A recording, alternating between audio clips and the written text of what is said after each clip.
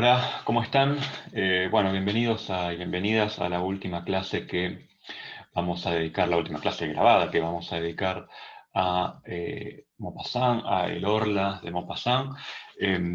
Ustedes, bueno, después verán en Teóricos Bola de Cebo con el profesor Romero y trabajarán en la última clase sincrónica de los prácticos referida a estos, pero hoy la idea es darle una conclusión, un cierre a algunos de los temas que estuvimos trabajando. La primera reunión, el primer encuentro, tuvo que ver con enmarcar, encuadrar la producción de Maupassant eh, en el contexto de algunas reflexiones sobre el problema de lo fantástico y la propia reflexión de Maupassant en torno a este problema, ¿no? Un enfoque más teórico, general o de marcos, si ustedes quieren. La segunda clase, que fue la de la semana pasada, tuvo que ver con trabajar una suerte de close reading o lectura atenta al texto, algunos elementos, algunos disparadores que uno podía luego ir recorriendo a lo largo del texto sin demasiada dificultad. O sea, la idea es que ustedes continúen en su lectura y análisis del texto desarrollando algunas de las ideas que se tiraron en ese encuentro. Y hoy, como les había adelantado en la grabación anterior, hoy la idea es recorrer algunos campos, algunos tópicos, tres en concreto, que me parecen importantes. Eh, Tres esferas o campos de la praxis o figuras, ¿sí? Que ya les había adelantado un poco en la clase anterior. Por un lado, el campo de la ciencia o la figura de la ciencia. Por otro lado, el campo de la política o lo político o las figuras de lo político. Y por otro lado, el campo del arte, del artista y específicamente del escritor y de la literatura.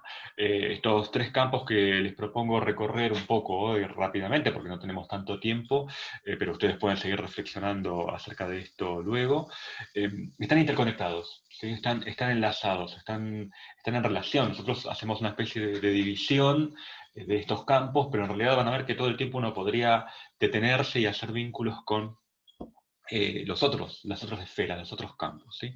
Entonces, bueno, vamos a ver cómo sale, preparé algunas proyecciones para poder mostrarles, ¿sí? Entonces, déjenme que empiece a compartir pantalla, esperemos que no se caiga la cámara ni nada, la otra vez salió relativamente bien. Bien, eh, em, déjenme que pongo esto para proyectar. Aguarden, ¿eh? Ahí estamos. Bien, entonces, allí tienen, ¿sí? Los tres campos o puntos que me gustaría recorrer el día de hoy: la ciencia o el discurso sobre los saberes, la política y el campo del arte o los discursos sobre el arte.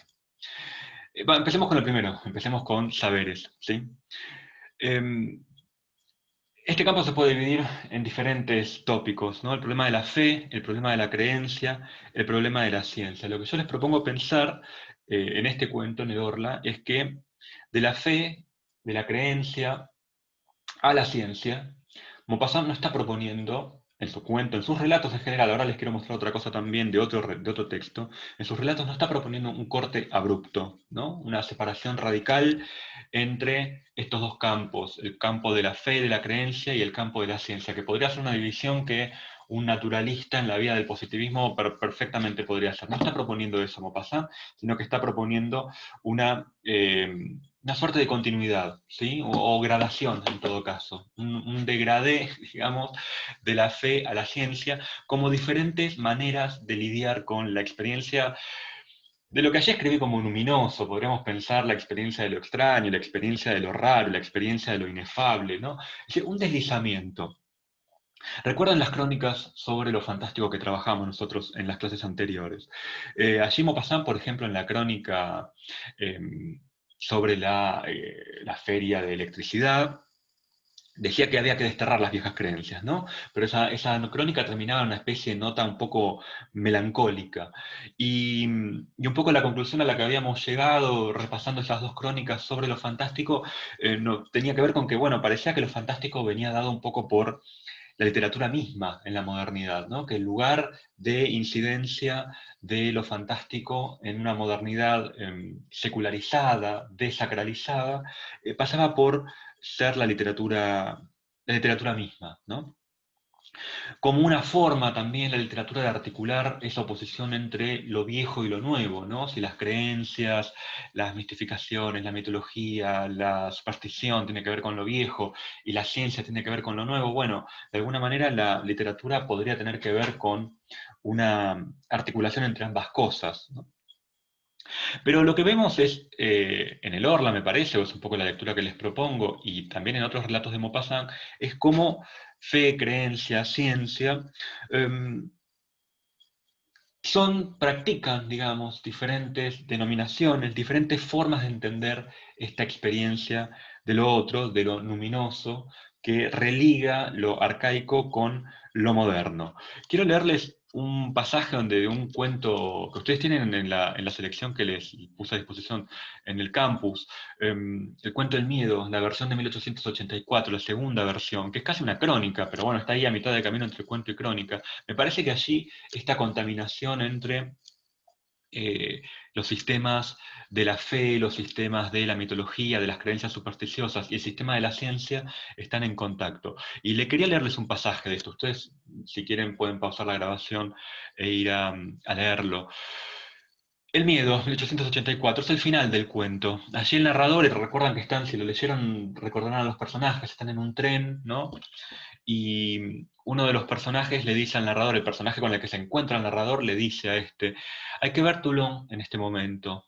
Vaya, se huele perfectamente que el cólera está ahí, hay una epidemia de cólera, lo cual me parecía un tema muy acorde para nuestro presente. El cólera está ahí, el cólera, y no es el miedo a una enfermedad lo que enloquece a la gente. El cólera es otra cosa, es lo invisible, invisible con mayúscula, es un azote de antaño, de los tiempos pasados, una especie de espíritu malhechor que vuelve y que nos deja tan atónitos como espantados, porque al parecer pertenece a épocas desaparecidas. Me dan risa los médicos con su microbio. No es un insecto lo que aterroriza a los hombres hasta el punto de hacer que se tiren por la ventana. Es el cólera, el ser indecible y terrible que viene del fondo de Oriente. Cruza usted Toulon, bailan en las calles. ¿Por qué bailar en estos días de muerte? En el campo, alrededor de la ciudad, están lanzando fuegos artificiales, encienden hogueras de alegría, las orquestas tocan melodías alegres en todos los paseos públicos, bla, bla, bla. Es que él está ahí, es que desafían no al microbio, fíjense microbio con mayúscula, sino al cólera, cólera también con mayúscula, y pretenden dárselas de valientes ante él como ante un enemigo, etcétera, etcétera. Lean si quieren después con tranquilidad el final. Es interesante pensar, ¿no? Que lo que provoca el miedo, según lo que dice este personaje que habla con el narrador, es algo del orden de lo ideológico, ¿no? Es como una mistificación, son las capas de sentido que se asocian a la enfermedad. El tipo dice, no es el microbio, es el cólera, ¿no? El cólera con mayúscula, esta enfermedad casi mítica, que tiene una historia, que me remite a Oriente, que me remite a los desiertos, etcétera, etcétera. O sea, el miedo es algo del orden de lo psicológico, de lo mental, ¿no? Y es algo del orden de las representaciones.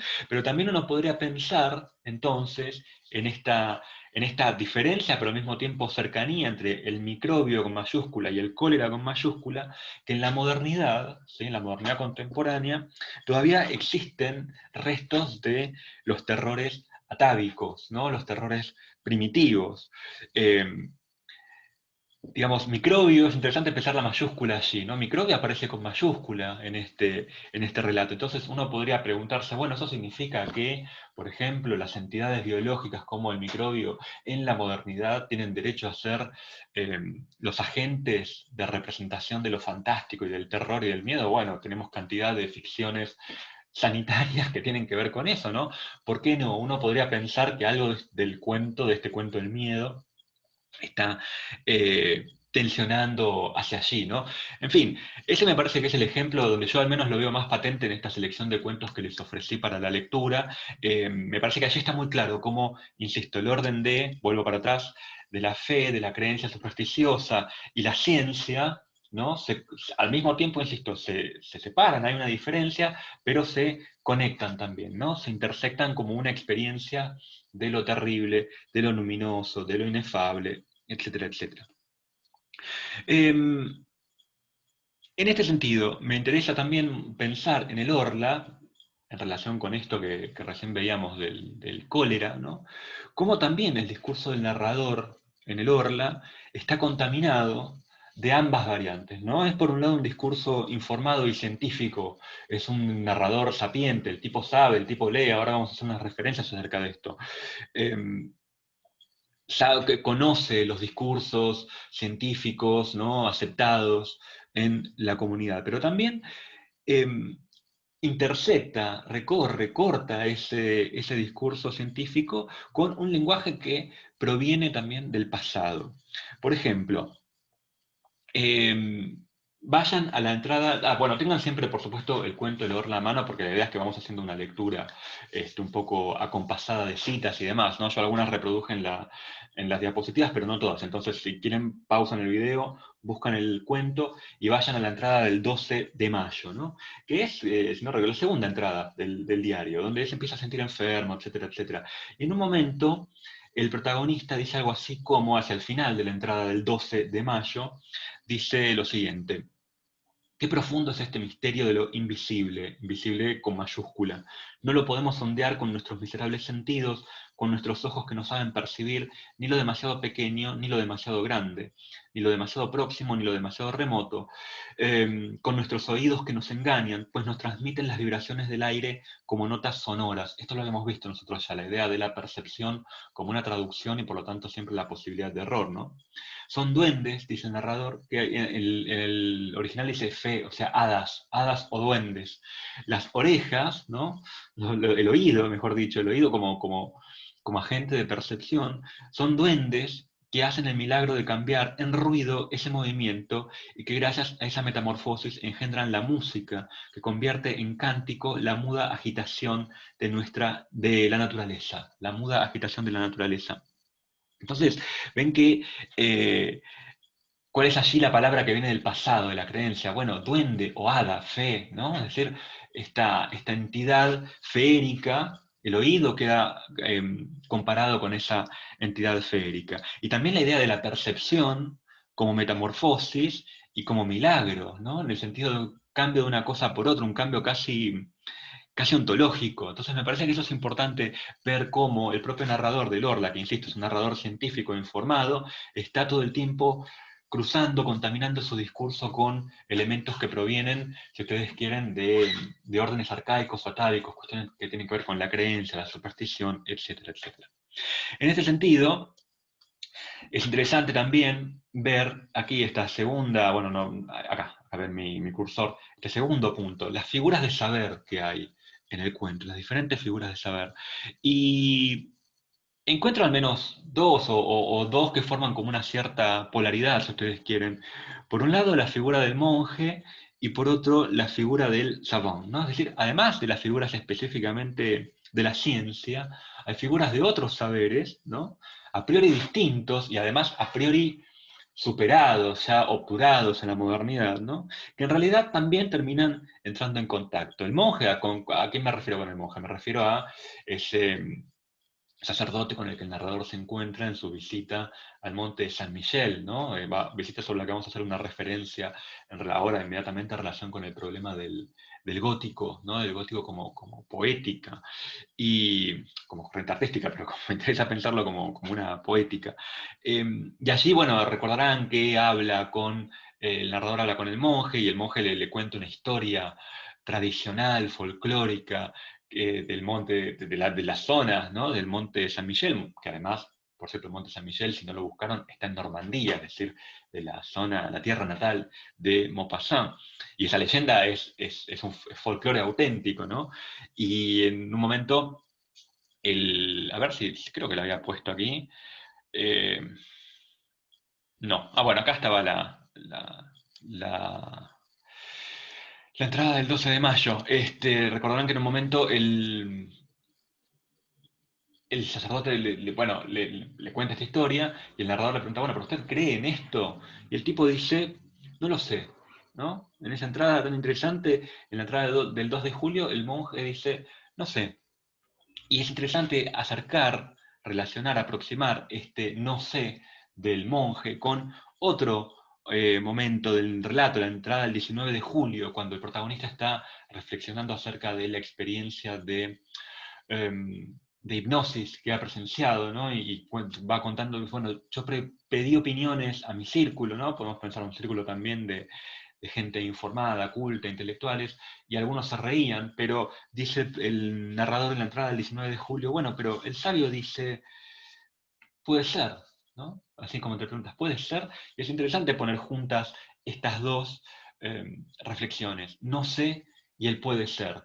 Paréntesis, estas dos fórmulas, ¿no? No sé, puede ser, son fórmulas con las que también Flaubert pensaba ejemplarmente la actitud del escéptico y la actitud del literato, del escritor frente al mundo, ¿no? Es decir, darle al mundo la posibilidad de manifestarse de diferentes formas y aceptar, ¿sí?, como escritor, esas diferentes manifestaciones, algunas extrañas, algunas bizarras o luminosas, para poder reproducirlas luego en la obra literaria. O sea, esto Flaubert lo repite muchas veces en su correspondencia, y es evidente que algo de esto ha pasado a Maupassant, que como venimos diciendo una y otra vez, es como el hijo literario de alguna manera, como entre comillas, no hijo literario, pero tiene una relación literaria muy fuerte con Flaubert.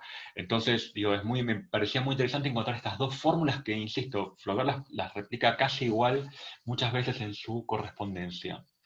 La actitud del escritor es un poco la actitud o debe ser la actitud del investigador científico. No tener a priori, no tener respuestas de antemano, plantarse frente al mundo siempre con un no sé y quizás puede ser, ¿no? Pero fíjense que esas dos fórmulas están puestas en boca de dos figuras de autoridad, dos figuras del saber, el monje, un saber perimido, podríamos pensar, el saber religioso, el saber de la tradición, el saber de la creencia religiosa institucional, y la nueva actitud científica. Bueno, Maupassant practica una, una especie de colusión, ¿sí?, de ambas figuras. Me importaba esta idea volviendo un poquito atrás a esta entrada del 12 de mayo, esta idea de, de los ojos que traducen, de los sentidos que traducen, ¿no? El oído como hada, etcétera, etcétera. Me interesaba, quiero que quede bien clara esta idea de la percepción como un modo de traducción de un mundo que es siempre esencialmente otro, ¿no? Dado que el programa tiene que ver con cuestiones de alteridad, diferencia, etcétera, etcétera. Bueno, me parece que está quedando bastante claro que en el Orla el mundo permanece como una suerte de alteridad eh, que es siempre transmisible y captable a través de los sentidos, pero como una traducción, y por lo tanto siempre con una diferencia, ¿no? Es decir, si la naturaleza silenciosa, por ejemplo, ¿no?, en el sentido de que no, de que el ruido o el sonido no es más que movimiento que nuestros oídos transforman en sonido, si lo mismo puede pensarse en relación con los otros sentidos, entonces la conclusión es que de hecho nunca se tiene una idea real y cierta de eso otro que no soy yo, ¿no? Es decir, por un lado nosotros trabajábamos la clase pasada la idea del cuerpo abierto y el cuerpo sometido a la influencia del medio, ¿no?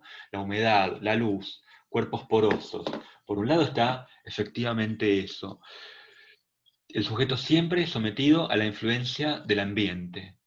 Pero por otro lado también nunca se tiene una idea cabal de esa otredad, ¿no? Nunca se tiene una idea definida, objetiva, de eso que no soy yo, de eso otro que es el mundo, ¿sí? Recuerden esto este apotegma que también trabajábamos la clase pasada. No hay hechos para Maupassant, hay relaciones, hay percepciones que son captadas, percibidas justamente a través de sentidos imperfectos, ¿no?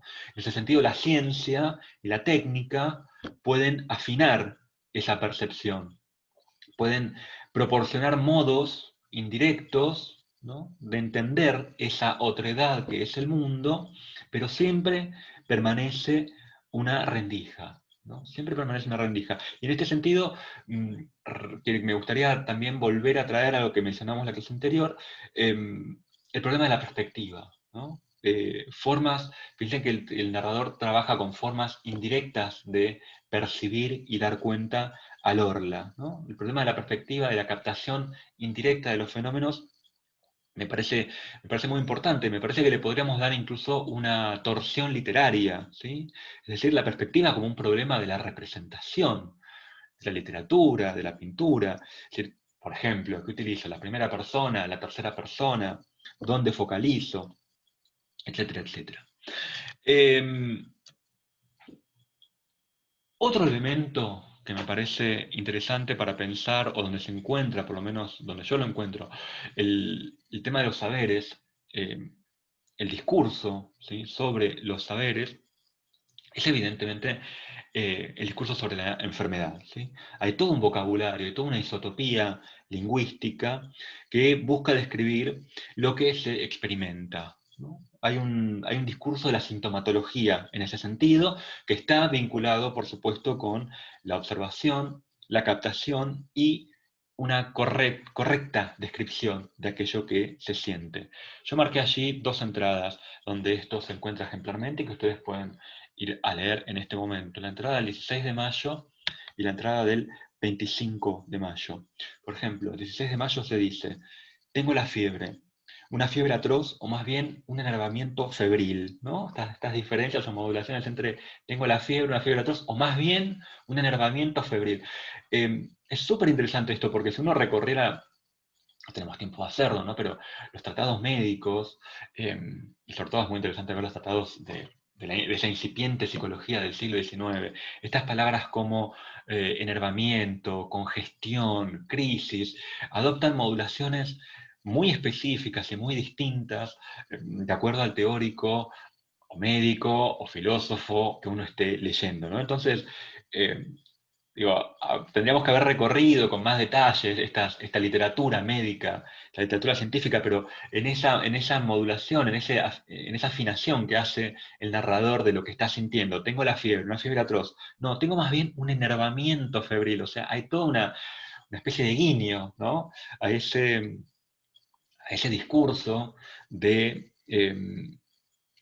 la medicina y de la sintomatología, ¿no? Y el 25 de mayo también es una entrada importante en este sentido, donde encontrar este discurso sobre la enfermedad.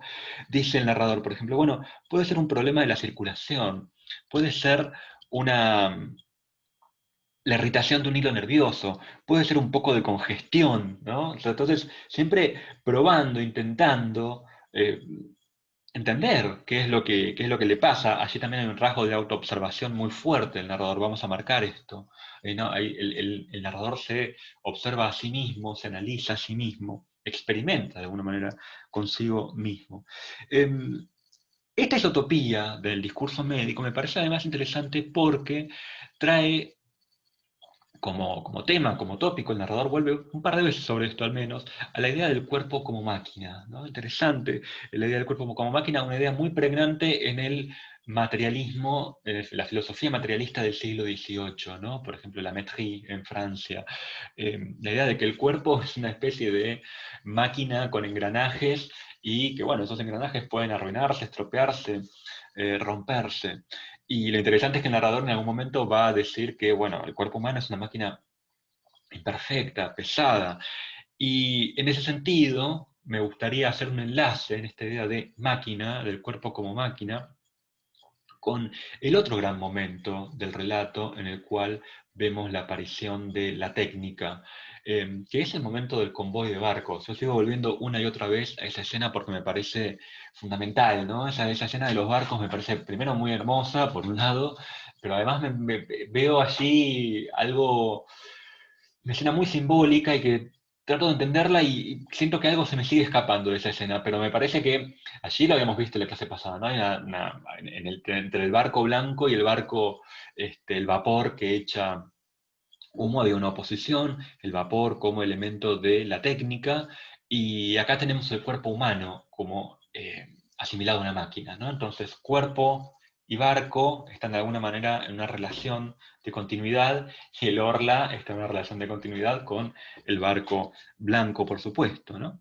Y me interesaba también, porque esas entradas acerca de la enfermedad, 16 de mayo, 25 de mayo, toda la primera parte del relato, donde el narrador se auto-observa, se autodiagnostica, creo yo que representa, reproduce muy claramente un estado de melancolía, ¿no? Es decir, lo adelantábamos también en la clase pasada. Uno está tentado de decir, bueno, estamos lidiando con un depresivo, ¿no? Con alguien que ha pasado o quizás con un maníaco depresivo, alguien que pasa de la joie, de la alegría, de la felicidad, del bienestar, a una cierta forma de la melancolía, del ennui, del spleen, del hastío, ¿no? Todos estos elementos que veníamos trabajando tan típicos del siglo XIX, el spleen como figura central en Baudelaire, el ennui como casi una especie de gran enfermedad física y moral que atraviesa estas generaciones desde el siglo XIX, sobre todo de artistas, ¿no?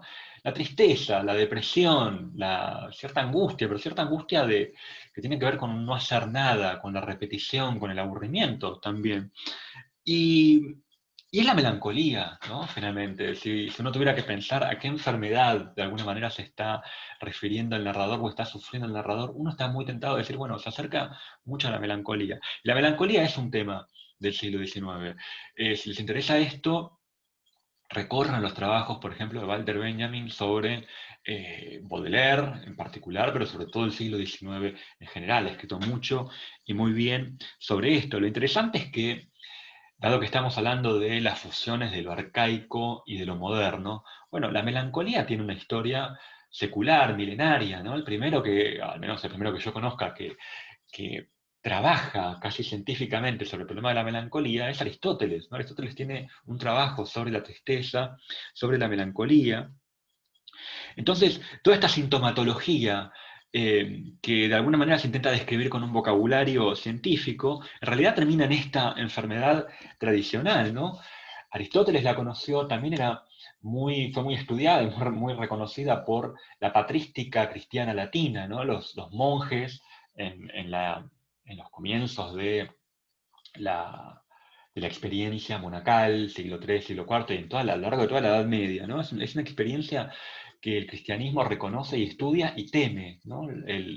La melancolía se manifiesta en el monasterio, en el aburrimiento de los monjes, que, bueno, ¿qué pasa con esta enfermedad? El problema es que los monjes están aburridos, se entristecen, se deprimen, cuando se entristecen empiezan a dudar de la existencia de Dios, y además son presa de la imaginación. Cuando uno se aburre, está hastiado, imagina, ¿no? Entonces, lo que la patrística latina llamaba la ebragatio mentis, la divagación de la mente, es decir, empezar a imaginar cosas un poco de una manera enferma, ¿no? Sin descanso, sin control, era un elemento de esta melancolía. Yo les quería mostrar algunas imágenes de esto. Este es, por ejemplo, la melancolía, el famoso grabado Melancolía de Durero, ¿no? Porque la melancolía también es una una experiencia, si ustedes quieren, muy estudiada en el Renacimiento, en el Barroco, es decir, como ven, una historia muy larga, ¿sí? Y en el siglo XIX reconoce también un momento muy importante de su historia, y los escritores, los pintores, los médicos que reflexionan, investigan acerca de esta experiencia, este estado, esta enfermedad, reconocen esa tradición milenaria. Pienso, por ejemplo, Magdalena les mencionó un artículo de Foucault sobre Flaubert, la biblioteca fantástica, que es un artículo que Foucault escribe sobre las tentaciones de San Antonio, ¿no? Las tentaciones de San Antonio es uno de los libros, bueno, Flaubert no tiene tantos textos, pero es no, a mí es uno de los que más me gusta.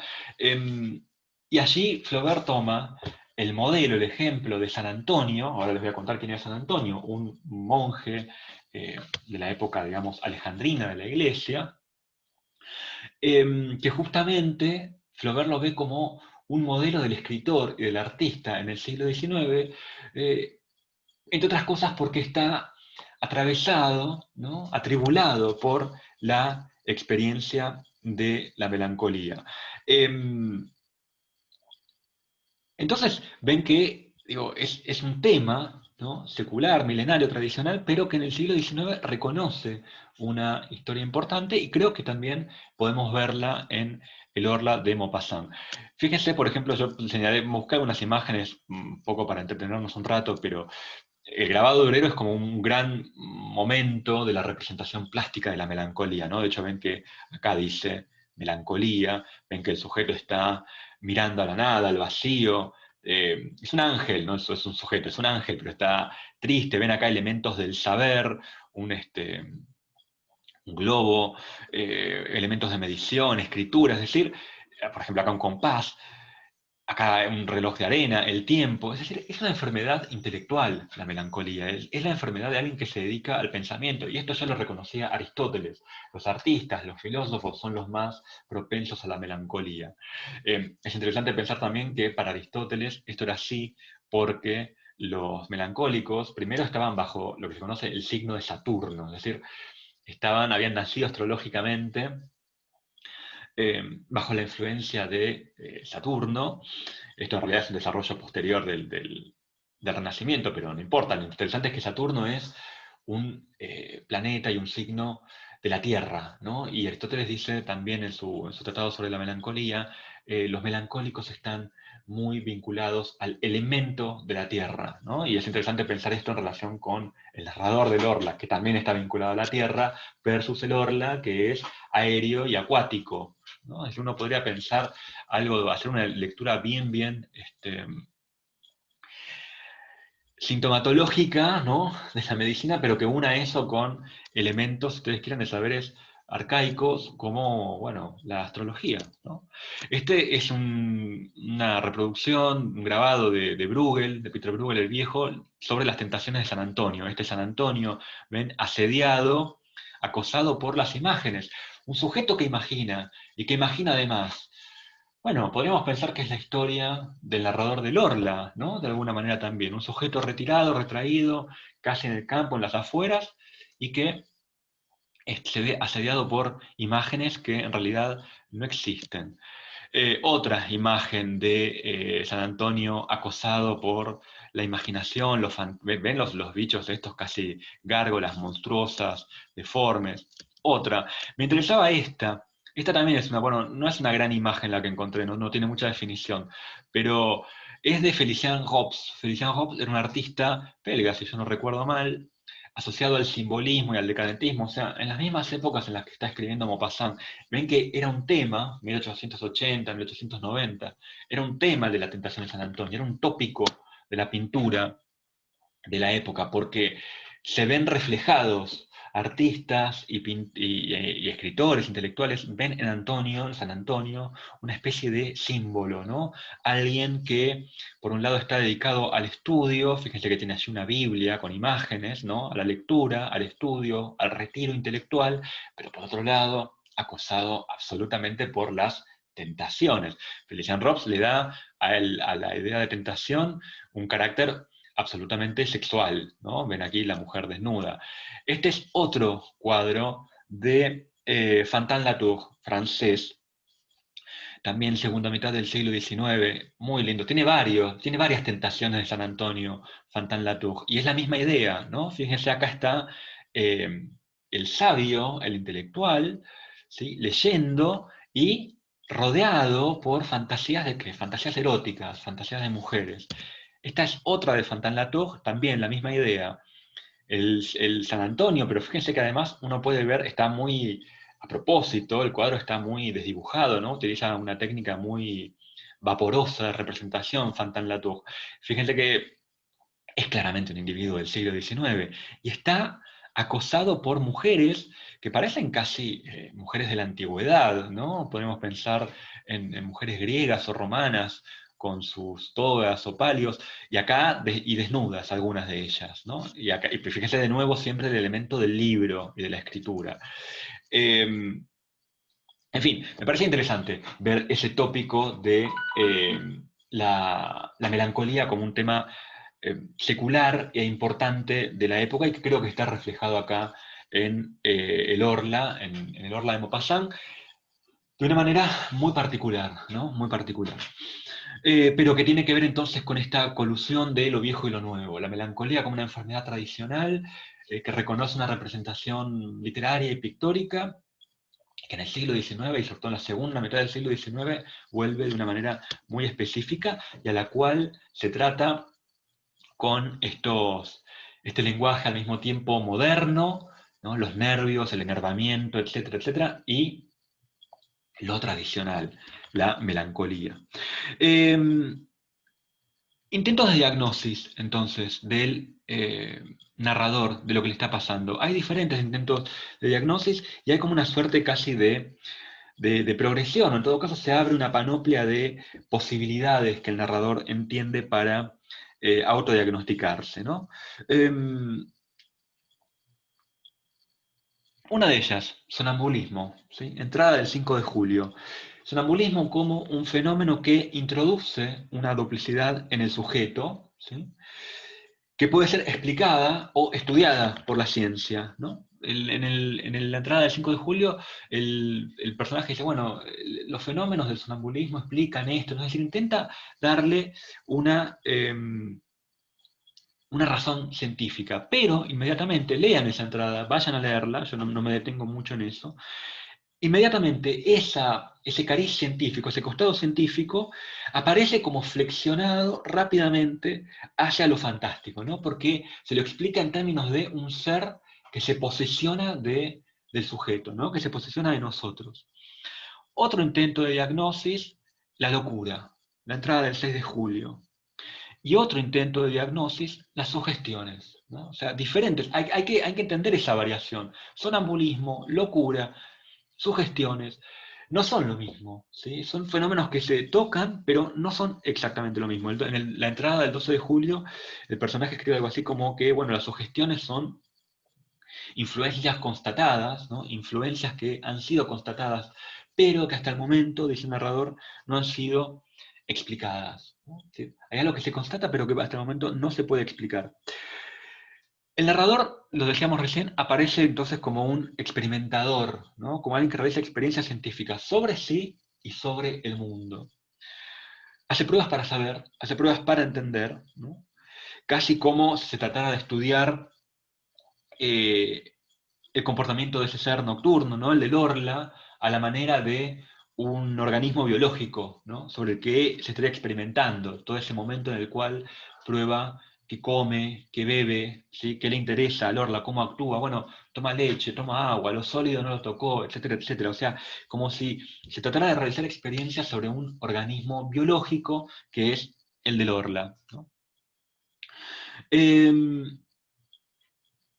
El narrador entonces analiza su estado, ¿sí? Es un narrador que está al corriente de las investigaciones científicas, médicas, lo dijimos, ¿no?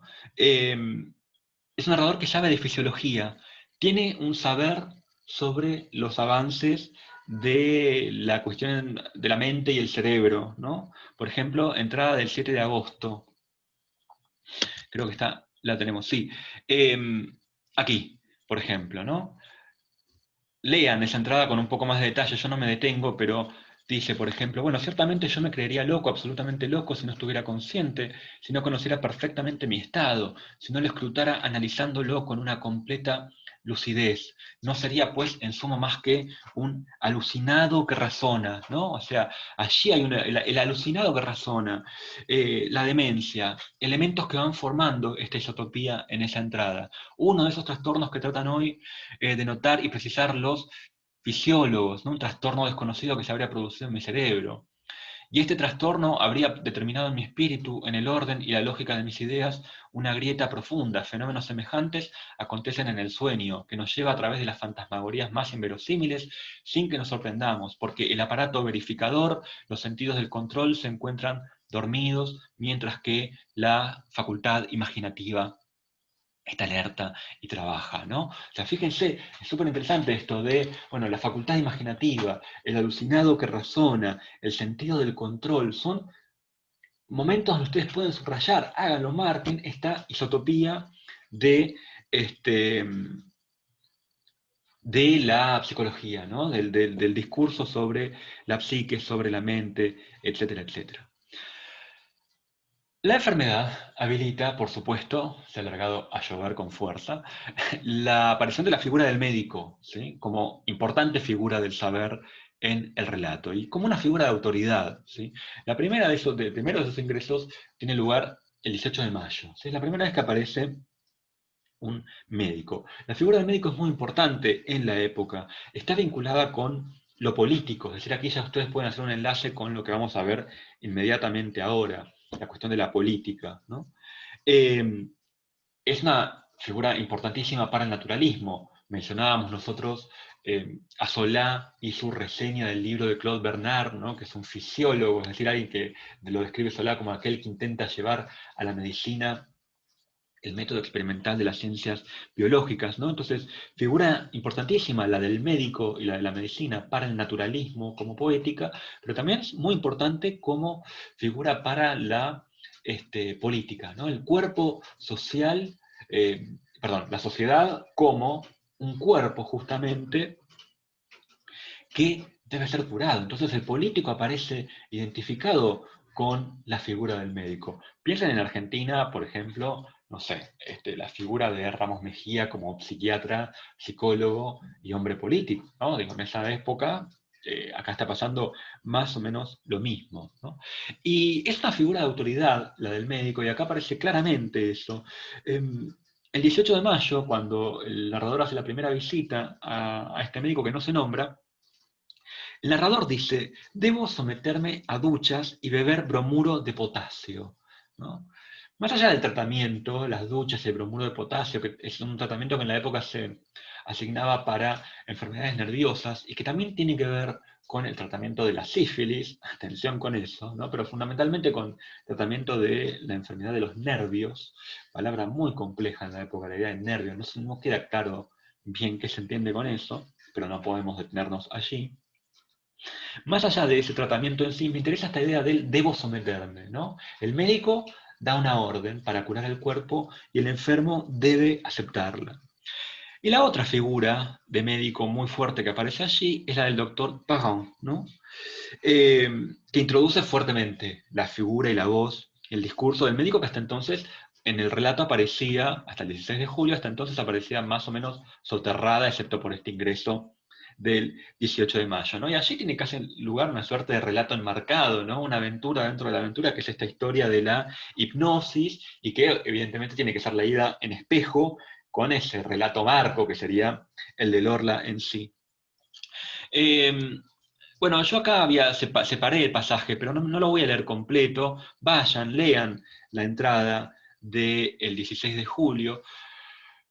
Si quieren, paren el video, léanla, así yo digo algunas cosas sobre algo que ustedes tienen fresco en la cabeza. Me interesaba este pasaje, ¿no? El doctor Pagan dice el narrador dice que el doctor Pagan durante largo rato nos habló acerca de los resultados prodigiosos obtenidos por los sabios ingleses y los médicos de la escuela de Nancy. Yo no sé si ustedes buscaron qué es esta escuela de Nancy. Bueno, es una escuela que en la época practicaba una escuela de medicina, ¿no? Que practicaba el hipnotismo como terapia. Digamos que había dos grandes escuelas que estudiaban el hipnotismo, la hipnosis. Una era la de Charcot, que ustedes seguramente conocerán por la influencia sobre Freud, por ejemplo, importantísima figura de la época. La otra, la escuela rival, era la escuela de Nancy, que consideraba que la hipnosis era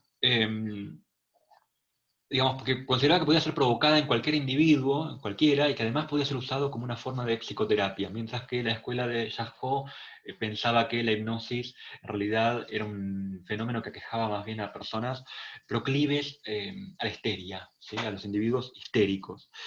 Eh, Lean esa entrada, yo no me detengo allí, pero el discurso del doctor Pagán me parece que reproduce un poco el discurso maupassanttiano que nosotros habíamos ya trabajado en las crónicas, por ejemplo, sobre lo fantástico, acerca de una cierta evolución o perfeccionamiento del pensamiento humano sobre este misterio impenetrable o de lo inefable, ¿no? O sea, la idea de que hay una cadena de transformación, un cambio del imaginario sobre este misterio de lo inefable. Esto que veíamos en las crónicas sobre la Feria Mundial de Electricidad y lo fantástico, es decir, cómo se pensaba lo fantástico en la antigüedad, cómo se lo piensa ahora, y un cambio, una evolución de esa imaginación, también está vehiculizado acá muy interesantemente por las palabras del doctor Pagan, ¿no?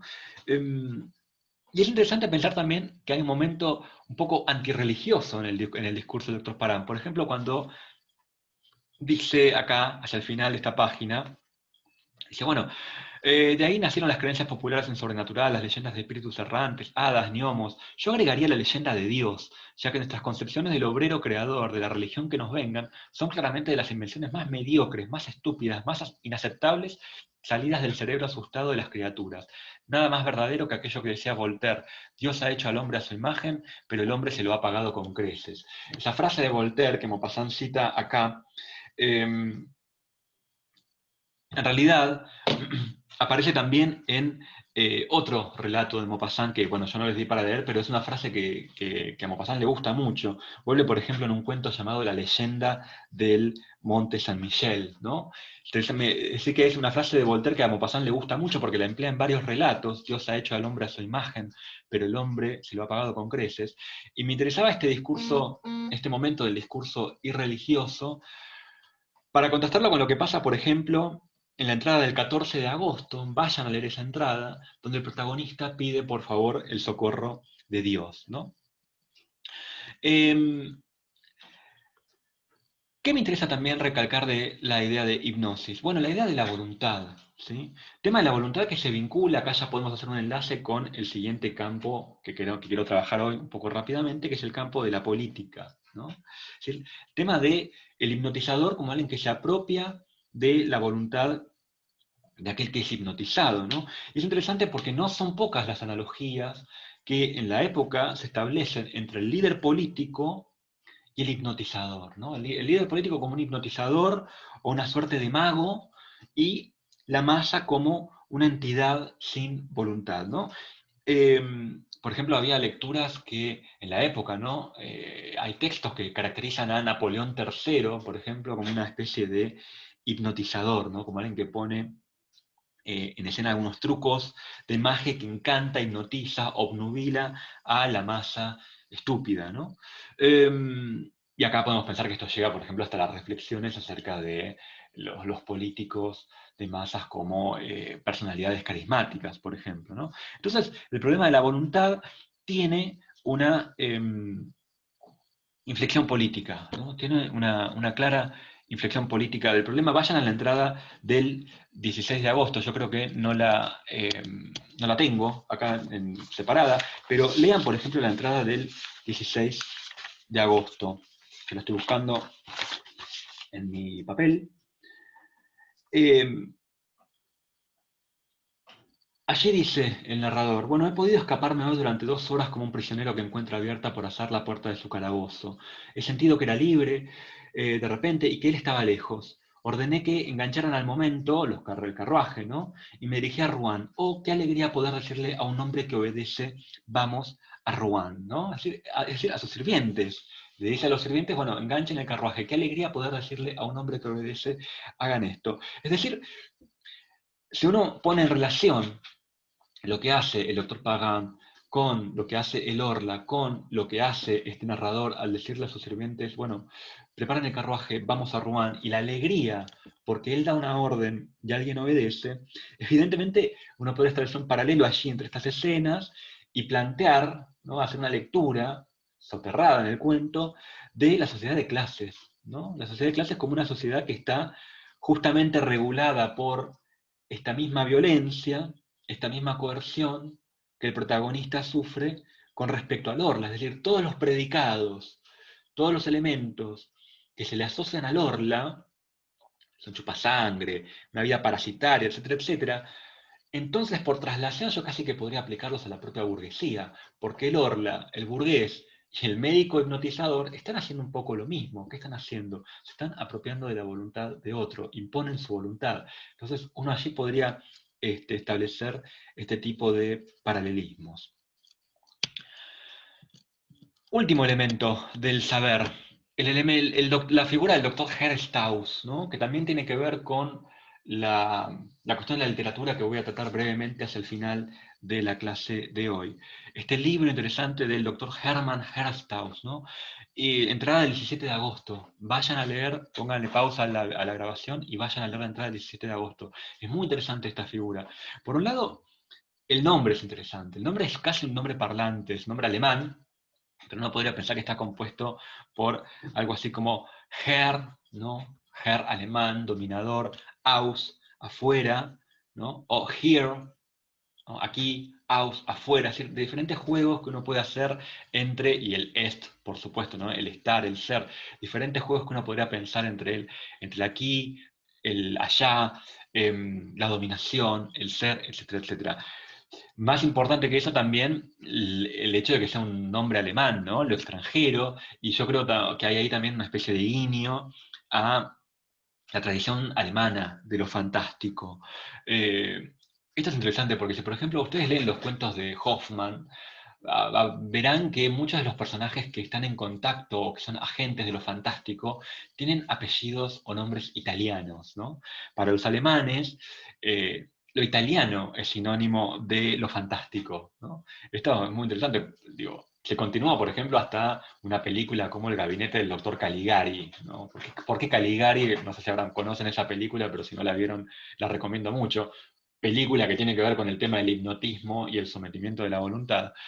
Pero bueno, ¿por qué Caligari se llama Caligari? Este nombre italiano, una película alemana. Bueno, porque en la tradición alemana lo italiano aparece asociado con lo fantástico, con lo extraño, con lo raro. Acá parecería que es justamente lo alemán lo que está asociado con ese campo de temas, ¿no?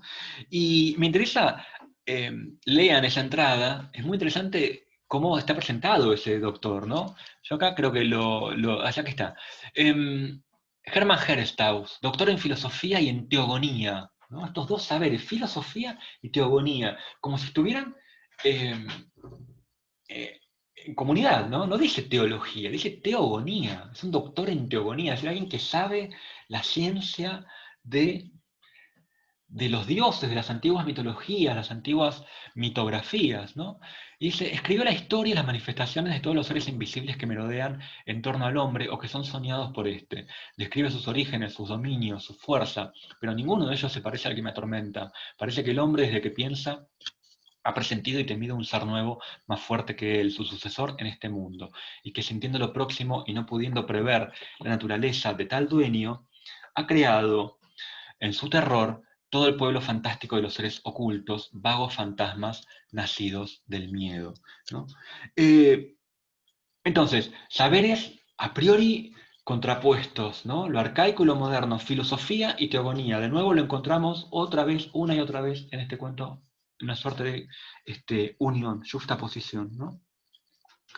Es decir, formas de explicación opuestas, ¿no? En competencia, que pertenecerían a concepciones diferentes del mundo, pero que se unen en este sabio, en la figura de este sabio, y en particular en el libro, ¿no? Y me interesa el vínculo con lo literario, porque el fragmento dice, lo ven acá, dice, todas las figuras, las manifestaciones que merodean en torno al hombre o que son soñados por este. O sea, podríamos incluir en este libro de Herestauss los seres soñados por la literatura, ¿no? ¿Cuál sería la realidad de esos seres soñados por la literatura, de esos objetos literarios? Podríamos incluir a Lorla, por ejemplo, en esa isla, ¿no? En esa lista, perdón. Al fin y al cabo, Lorla es una de las formas soñadas, ¿no? Por el hombre para pensar o referirse a esas potencias invisibles. Es decir, que la literatura casi que podría pasar a ocupar un lugar al lado de la ciencia como un discurso del saber. Recordemos lo que venimos trabajando desde la primera clase. La literatura es aquella práctica, dice Maupassant, que me permite entender lo otro, ¿no? La diferencia, lo extraño, ¿no? Es una práctica que me permite entender, explorar la complejidad de lo real, ¿no? De la realidad. Eh, entonces, digo, me parece que aquí podríamos pensar casi como una reflexión metaliteraria, con esto estoy haciendo, por supuesto, un enlace a ese tercer campo que quería trabajar hoy, que es la literatura, ¿no? Puedo poner el Orla, el cuento Orla, al lado en la lista de este libro de Hermann Herestauss. Es decir, el libro de Hermann Herestauss podría incluir al Orla en alguna edición futura, al cuento Orla, el cuento de Maupassant en alguna edición futura de este, de ese libro, ¿no? Bien, avanzo un poco más rápido porque me estoy quedando sin tiempo. Problema de la política. La multitud. Allí me parece que tendríamos que pensar, no lo voy a poder trabajar en detalle, pero bueno, pueden seguir pensándolo ustedes. Es muy evidente también, ¿no? La presencia de la multitud como sujeto político. Claramente allí está presente esto en la entrada del 14 de julio, ¿no? La entrada del 14 de julio, Día Nacional de Francia, la toma de la Bastilla, ¿no? De donde el pueblo aparece como una especie de ganado, un elemento colectivo que no tiene razón y que está guiado por el poder, ¿no? Lean esa entrada. Allí el pueblo aparece como troupeau, ¿no? Como ganado, como tropilla, como bestia. Y es muy interesante pensar la manifestación del escepticismo político del narrador, donde básicamente el narrador dice algo así como, bueno, la política es, primero es el engaño de esta masa em, que no tiene voluntad, que no tiene razón, que no piensa, pero además, aquellos que la guían, dice el narrador, son un poco estúpidos porque se guían por principios, ¿no? Mientras que la realidad está en constante cambio. Entonces todo principio político está condenado a mutar. Hay una manifestación de escepticismo político y de pragmatismo político allí, ¿no? Hay un descrédito de la política. En esa entrada del 14 de julio el narrador dice algo así como, bueno, la luz es una ilusión, el ruido es una ilusión.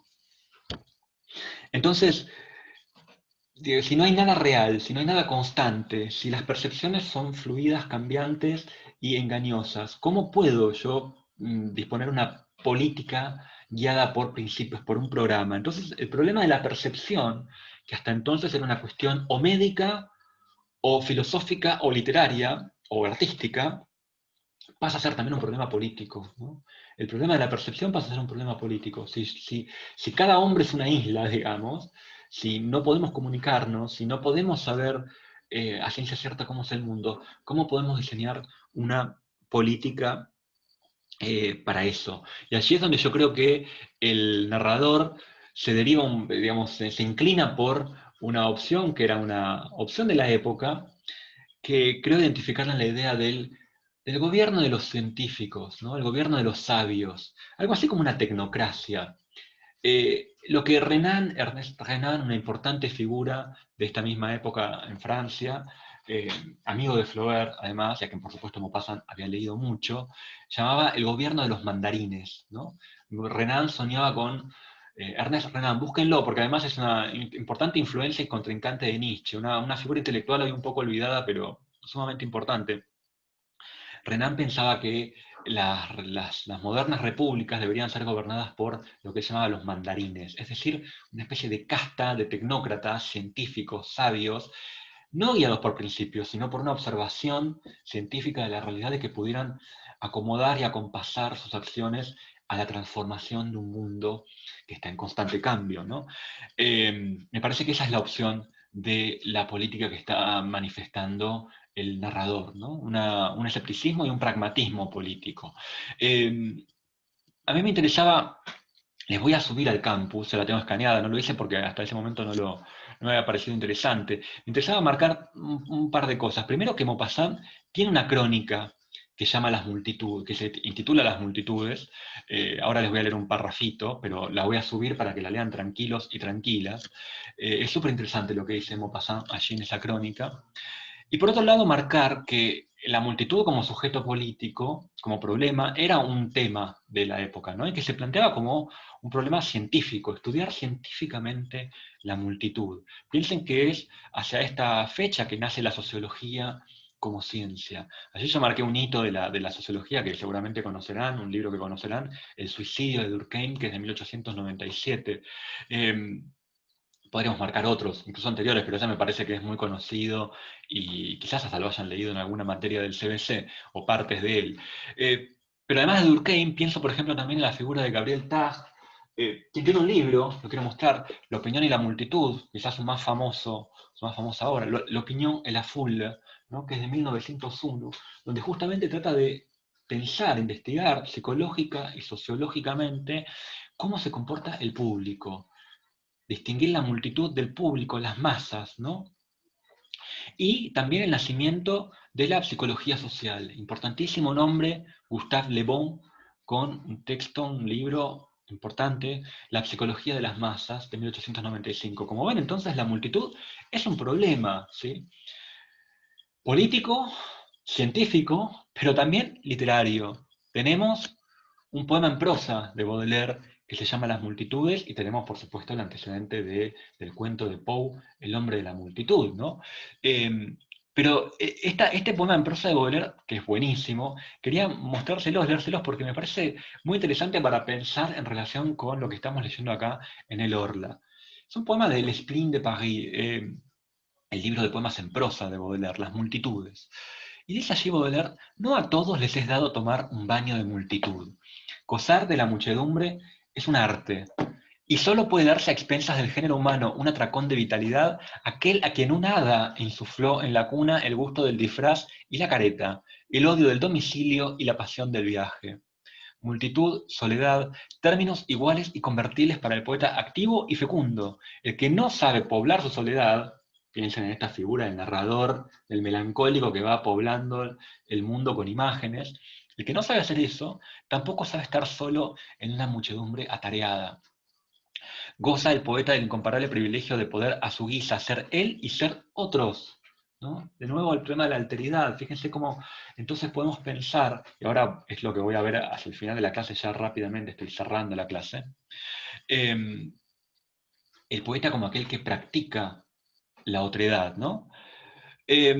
Como las almas errantes en busca de un cuerpo, entra cuando quiere en la persona de cada cual, ¿no? El poeta lo que hace es entra simpáticamente, empáticamente en la figura de otro, se imagina ser otro y luego lo reproduce en su literatura. O sea, el poeta aparece como una especie de orla para Baudelaire, ¿no? Y es algo que yo creo que podemos ver en el propio relato, el orla de Maupassant. Solo para él está todo vacante, y si ciertos lugares parecen cerrársele, será que a sus ojos no valen la pena de una visita. Nada, me parecía muy interesante este poema de Baudelaire, Las multitudes, porque, bueno, justamente lo está planteando como una experiencia estética y porque además nos incita a pensar justamente la idea del orla como escritor, ¿no? O el escritor que se hace orla para poder escribir, ser otro, penetrar en los cuerpos y las mentes de otros para poder narrar, ¿no? Para poder escribir. Em, yo quería leer un poquito más de esta crónica de Maupassant sobre la multitud, pero como la voy a subir al campus, no me detengo mucho sobre eso. La voy a poner como lectura optativa, no es obligatoria, pero lo recomiendo mucho que la lean. Allí Maupassant dice lo siguiente, dice: unos adoran la multitud y otros la detestan, pero pocos hombres, excepto esos psicólogos extranjeros, medio locos, filósofos singularmente sutiles, aunque alucinados, como Edgar Poe, Hoffman y otras mentes del mismo estilo. Fíjese cómo está poniendo la multitud en vínculo con la psicología, en vínculo con la alucinación, la locura, y Hoffman y Poe, siempre, ¿no? Han estudiado, más bien presentido, el misterio de una multitud. La multitud es un misterio, y se lo presiente. Y se lo presente como quien, bueno, se lo presente como se lo presente al orla, a lo invisible, el misterio en general. Observad esas cabezas apresuradas, ese montón de seres vivos. ¿Solo veis gente reunida? Se trata de otra cosa, porque ahí se produce un fenómeno singular. Todas esas personas, codo con codo, diferentes, con diferentes educaciones, creencias, prejuicios, de repente, por el mero hecho de estar reunidos, forman un ser especial. ¿Ven? Como siempre, la misma tópica, ¿no? El ser especial, lo invisible, el misterio, para hablar de el orla, para hablar de la multitud, para hablar de la literatura, etcétera, etcétera. Dotado de un alma propia, una nueva y común manera de pensar que no parece en absoluto conformada por la media de las opiniones de todos. Es una evolución casi de los entes, ¿no? Una comunidad, una multitud, no es la suma de sus partes, es un ser nuevo, es un ser biológico nuevo, pluricelular, ¿no? Se trata de una multitud, la fulla, y esa multitud es alguien, un vasto individuo colectivo, tan distinto de otra multitud como un hombre puede serlo de otro hombre. Eh, y luego dice, bueno, léanla completa en detalle porque es muy interesante, pero me interesa esto. Dice: ¿por qué una multitud posee impulsos irresistibles, voluntades feroces, incitaciones imparables e impulsada por una de esas incitaciones, comete actos que no cometería ninguno de los individuos que la componen? Un desconocido lanza un grito en medio de una multitud y entonces una especie de frenesí se apodera de todos, ¿no? Es decir, una especie de irracionalidad, pero también una nueva conciencia de esa multitud. En resumen, es tan sorprendente ver a los individuos reunidos formar un todo como ver las moléculas agrupadas formar un cuerpo. Es decir, la multitud es un ser nuevo, como lo es el orla, como lo es también la literatura. ¿Sí? Me parece interesante pensar estas isotopías, estos campos semánticos en común que se cruzan, quizás para reflexionar en vuestros hogares o en los prácticos, se cruzan estos campos, ¿no? Lo estamos viendo. Lo científico, lo social, lo político, lo literario se entrecruzan constantemente para Maupassant. Paso finalmente al último tema, ya 5 minutitos, les pido su atención, de su amable atención, para ver qué pasa con el problema del arte y las figuras del artista. Lo voy a trabajar rápidamente, ¿no? Primero, pensar a lo que venimos diciendo desde la primera clase, pensar el narrador como una especie de intelectual, escritor, artista. Es un tipo que escribe, ¿no? Y esa primera entrada de su diario tiene un estilo muy trabajado, muy desarrollado. Es un tipo que busca metáforas, busca símbolos, busca un ritmo de la escritura, ¿no? Y el propio narrador en el 12 de julio se autodefine. En un momento dice algo así como, bueno, la soledad es peligrosa para las inteligencias que trabajan. Esto lo dice el 12 de julio. Es decir, es un tipo que trabaja con su inteligencia, es un intelectual, ¿no? Y en ese sentido, como intelectual, está vinculado con la experiencia de la nuit y de la melancolía, sobre la que no me detengo porque acabamos de verlo. Otro elemento para pensar el tema del arte, ¿sí? No del artista, pero el del arte en general, es el de la propia tradición artística que el cuento está poniendo en escena. En concreto la tradición del gótico, ¿no? Y acá volvemos a la entrada de la visita al Monte San Michel, la entrada del 2 de julio. Es decir, el gótico aparece allí como una poética, ¿sí? Vieron que se describe la abadía como una abadía gigantesca, con casi como un libro de piedra, con bueno, esas figuras ojivales, angulares, las gárgolas, bueno, todo el elemento del gótico tan importante para el siglo XIX en general, ¿no? El gótico como expresión, como estética, como poética. Y me parece que allí uno puede pensar y trabajar justamente el gótico, lo dejo en todo caso para que reflexionen ustedes, el gótico como una manera de lidiar con lo fantástico, ¿no? De nuevo, lo que venimos viendo desde el principio, lo arcaico y lo moderno. Bueno, lo arcaico, el gótico lidiaba con lo fantástico de esta manera. Y uno podría preguntarse, bueno, y entonces, ¿y la modernidad cómo lo hará? ¿No? Si antes, en la Edad Media, teníamos el gótico, que trabajaba las potencias invisibles de esta manera.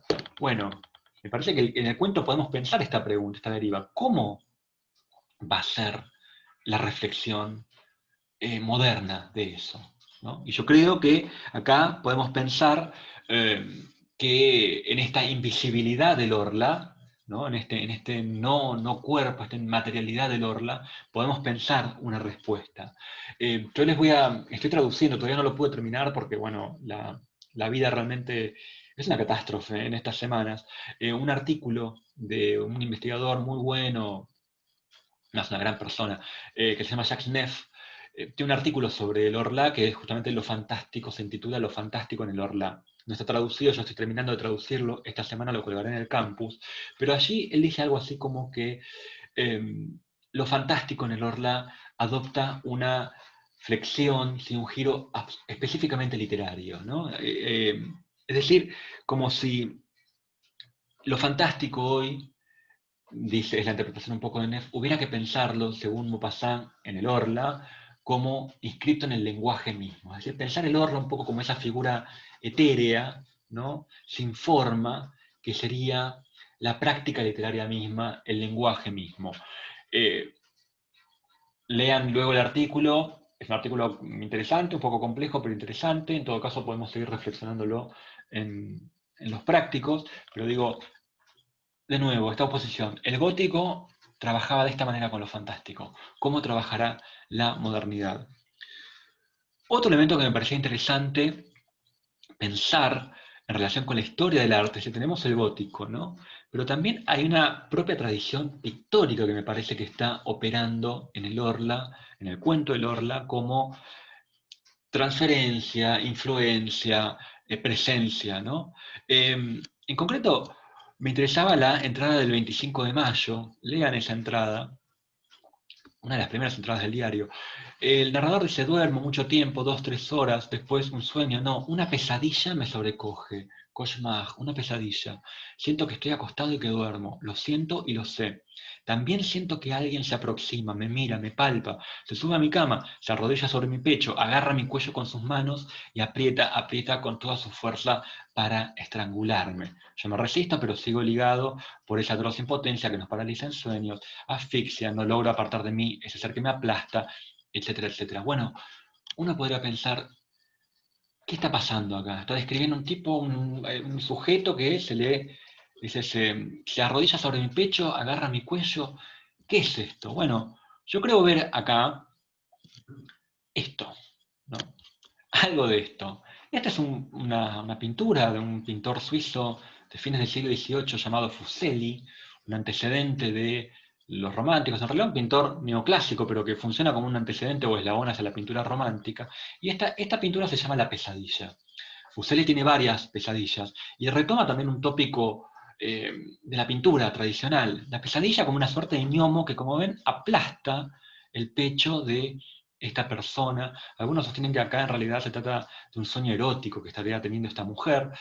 Bueno, acá la figura de caballo sería una especie de símbolo erótico. Puede ser, es interesante esa lectura, pero a mí me interesa esto, ¿no? La idea este bicho informe que aplasta, está en el pecho y ahoga, comprime el estómago, el pecho de la persona. Es decir, que uno podría pensar, cuando el narrador del Orla está describiendo la acción del Orla en estos términos, ¿no? Se arrodilla sobre mi pecho, este, agarra mi cuello. ¿Está describiendo una experiencia auténtica personal o se está acordando de una pintura que vio? ¿No? Es decir, ¿se entiende la diferencia? ¿Habría allí algo del orden eh, bueno, de una tradición pictórica y literaria también que está ocupando la mente del sujeto? Bien, tengo que ir cerrando. No me puedo detener mucho sobre esto porque no tengo tiempo de más, pero otra tradición que uno podría poner en relación con, otra tradición estética, ¿no? Que uno podría poner en relación con el Orla, tiene que ver con las discusiones que están teniendo lugar en ese momento acerca de la capacidad de percepción, específicamente en relación con el arte y la pintura. El impresionismo, ¿sí? Yo no me voy a detener sobre esto, pero bueno, podemos pensar, justamente esto lo dijimos la clase pasada, que este sujeto hiperestésico, narrador del Orla, es de alguna manera un sujeto artista, que el artista busca esa hiperestesia para representarla en su literatura o en su pintura. En este sentido, a mí me interesaba una crónica que no voy a tener tiempo de analizar, llamada La vida de un paisajista, que escribe Maupassant, sobre Monet, el pintor Monet, donde él dice algo así como, les leo este parrafito simplemente, el ojo, el más admirable de los órganos humanos, es perfectible indefinidamente y logra, cuando se lo educa con inteligencia, una maravillosa agudeza. Los antiguos, se sabe, solo conocían 4 o 5 colores. Hoy percibimos innumerables tonos, y los verdaderos artistas, los grandes artistas, se conmueven más con las modulaciones y las armonías obtenidas en una sola nota que en los efectos altisonantes apreciados por la masa ignorante. Ven que estamos siempre dando vueltas alrededor de los mismos problemas. Maupassant escribe una crónica sobre el pintor Monet, sobre el impresionismo. Lo que está diciendo es, el pintor impresionista tiene la mirada más entrenada para captar los matices de la realidad, entra en la realidad, busca lo desconocido en la realidad, es decir, la misma práctica del narrador fantástico, ¿sí? Porque en realidad fantasía y realidad, o lo fantástico y lo realista, no están en disputa mortal, digamos, simplemente es una cuestión de grados. Siempre es el mismo tema, ¿no? Y en la antigüedad los antiguos reconocían solo 4 o 5 colores. Hoy el ojo hiperentrenado de la modernidad nos permite reconocer muchísimos más, innumerables tonos. Otro elemento que dejo, en todo caso, para la reflexión de ustedes son las escenas de lectura que aparecen en la obra, que son interesantes.